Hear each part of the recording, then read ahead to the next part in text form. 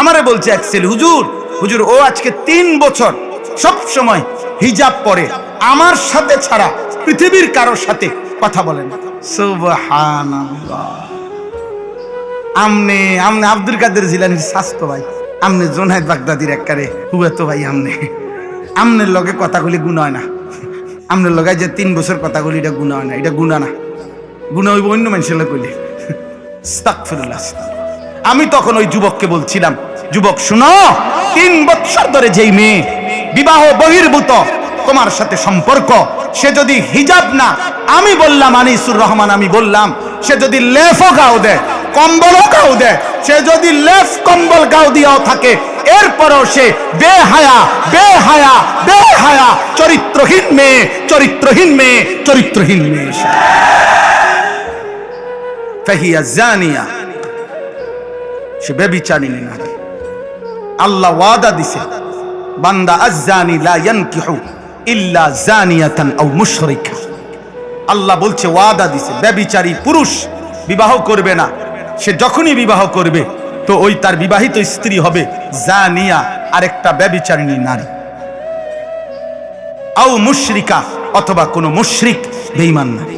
এজন্য চরিত্রহীন যুবক যদি তওবা না করো, এই নারী দেখে অভ্যস্ত, ছবি দেখে অভ্যস্ত, উলঙ্গ দৃশ্য দেখে অভ্যস্ত কোনো মেয়ের সাথে, অথবা আপনজন কোনো মেয়ে, চাচাতো বোন, মামাতো বোন, ফুফাতো বোন, খালাতো বোন, আপনজন কারোর সাথে যাদের হারাম, অবৈধ, বিবাহ বহির্ভূত, নাজায়েজ যাদের সম্পর্ক, যদি তওবা না করো, যদি আল্লাহ মাফ না করে, তোর কপালে বিবাহিত স্ত্রী জুটবে আরেকটা জিনাকার অথবা বেঈমান। ওয়াজ-জানিয়াতু লা ইয়ানকিহুহা ইল্লা জানিন আও মুশরিক। আল্লাহ বলছে, ব্যভিচারিণী নারী তাকেও বিয়ে করবে না, যেই করবে সে ব্যভিচারী পুরুষ অথবা মুশরিক পুরুষ। ওয়াহুররিমা যালিকা আলাল মুমিনিন।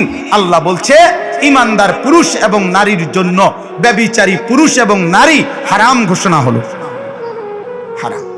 আরো শোনো যুবক, ইমাম শাফিঈ রাহমাতুল্লাহ আলাইহি বলছে, ইমাম শাফিঈ স্পষ্ট, আমার শাইখ আল্লামা মুফতি মুশতাকুন নবী কাসিমি হযরতের পছন্দের একটা কিতাব আছে, আদ-দা ওয়াদ-দাওয়া, ইমাম ইবনুল কাইয়িম আল জাওজি রাহমাতুল্লাহ আলাইহির লিখিত কিতাব আল জওয়াবুল কাফি, এটাও বলা হয় এই কিতাবের নাম, অথবা আদ-দা ওয়াদ-দাওয়া এই কিতাবের নাম, রোগ এবং ঔষধ, মানে আর্থিক রোগ। ওই কিতাবটা হযরতের কাছ থেকে পড়ে আমিও পড়ছিলাম, আমার কাছেও আছে এখন, এই কিতাবের মধ্যে আছে, আমি নিজে পড়ছি। ইমাম শাফি রাহমাতুল্লাহ বলছে, আয-জিনা কারজুন, ব্যভিচার নারী পুরুষের হারাম সম্পর্ক, এটা কারজ, এটা একটা ঋণ, এটা একটা ঋণ, এটা একটা ঋণ। তিনি বলছেন, হে যুবক, যদি কেউ বিবাহ বহির্ভূত জিনা করে থাকো, ব্যভিচার করে থাকো, যদি তওবা না করো, যদি আল্লাহ মাফ না করে, খোদার কসম, ইমাম শাফিঈ পৃথিবীর বিখ্যাত মুজতাহিদ ইমাম, তিনি বলছেন, তাহলে অবশ্যই তোমার পরিবারের কাউকে দিয়ে তোমাকে সেই ঋণ শোধ দিতে হবে, শোধ দিতে হবে, শোধ দিতে হবে। আজকের সমাজের মধ্যে প্রতিদিন প্রতিদিন এই ইমানদার যুবকরা, ইমানদার বিবাহিত পুরুষরা, আপনাদের কাছে বলি, আপনার আখলাকের হেফাজত করেন, আজকে তওবা করেন, পিছনের জিন্দেগির জন্য তওবা করেন। প্রতিদিন এই সমাজটার হালাত হইল, এই দেশের হালাত হইল, চলতি পথে আমরা প্রতিদিন শুনি পরকীয়ার আসক্তি অসংখ্য অগণিত ফ্যামিলিকে জাহান্নামের ঘর বানায় ফেলছে, জাহান্নামের ঘর, জাহান্নামের ঘর। স্বামী বেচারা হঠাৎ করে শুনে তার স্ত্রী নাই, আহা আহা, বেচারার যৌবনের 18 বছরের উপার্জন সব শেষ, সব শেষ। সে আজ 12 বছর বিদেশ করছে, সে আজ 18 বছর বিদেশ করছে, একটা একটা টাকা রক্ত পানি করে কলিজায় বাইন্ধা বাড়িতে দিছে। আজ অসভ্য চরিত্রহীন স্ত্রী ভাগ্যা গেছে, ভাগ্যা গেছে। ঘরকে ঘর, ঘরকে ঘর, ঘরকে ঘর।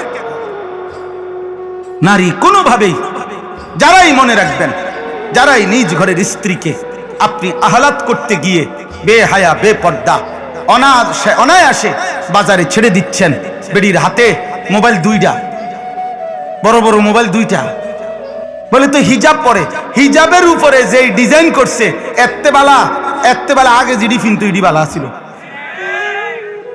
হিজাবের মানে বেড়াই তো ঘাস খায়, হিজাব এটাই তো এমন ডিজাইনেবল, মাথার উপরের এটা স্কার্ফ, এটা স্কার্ফ তো না, এটা স্কার্ফ, এইটার মধ্যে 12 রকমের ফেজ দিয়া এরপরে এইটাকে যে কোনো ভাবে সিদ্ধান্ত একটাই যে পর পুরুষ আমি এমন ভাবে পোশাক পরব, এমন ভাবে সাজবো, অটো ড্রাইভার থেকে সিএনজি ড্রাইভার থেকে অদিল্লা বদিল্লা থেকে শুরু করে উচ্চ পদস্থ ব্যক্তি পর্যন্ত, বেডা তুই বেডা চাইতি না, তোর আব্বাই চাইবো বেডা, বেডা দরকার হলে পাউডার আরো দেবো, বেডা পাউডারে না কদ্দুর আর কিটা, হ্যাঁ লাগলে দরকার হলে ফেয়ার এন্ড লাভলির বালতিত সুবানি দিবে প্রয়োজন।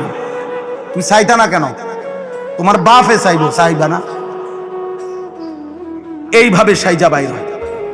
আর এবারটা জামাই, এবারটা জানে, এবারটার বউ টুটু টুটু, এবার বে এটা আকামলা কা পুরুষ বেটা।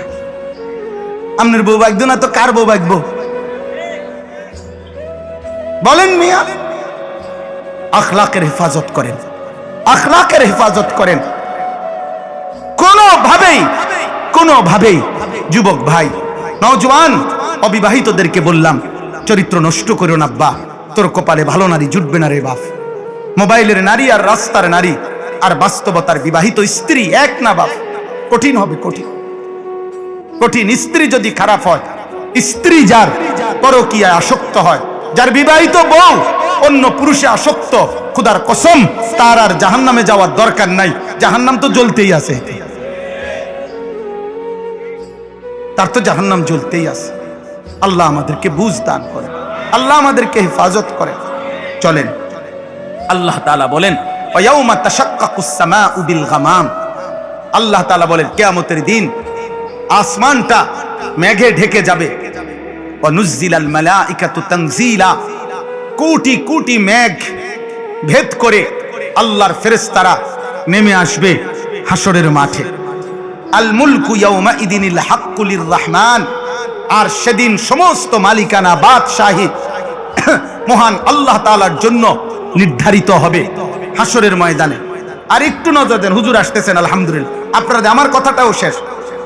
ওয়া কানা ইয়াউমান আলাল কাফিরিনা আসিরা, আল্লাহ বলেন সেই হাসরের দিন অবিশ্বাসী, নাফরমান, বেঈমান পাপীদের জন্য বড় বেশি কঠিন হবে।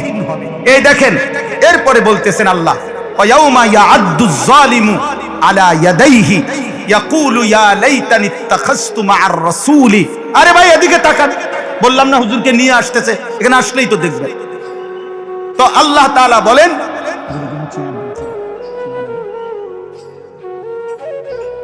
জি ওয়ায়াউমা ইয়াআদ্দুজ যালিমু আলা ইয়াদাইহি ইয়াকুলু ইয়া লাইতানি ইত্তাখাযতু মা'আর রাসূলি সাবিলা। আল্লাহ বলেন সমস্ত পাপী, নাফরমান, আল্লাহর অবাধ্য, আল্লাহর দুশমনরা সেদিন নিজেদের আঙ্গুল, নিজেদের দাঁত দিয়ে এইভাবে কামড়াইয়া ছিঁড়ে ফেলতে চাইবে আফসোসে আফসোসে, আর বলবে হায় আমার আফসোস, আমি যদি রাসূলের পথ ধরতাম।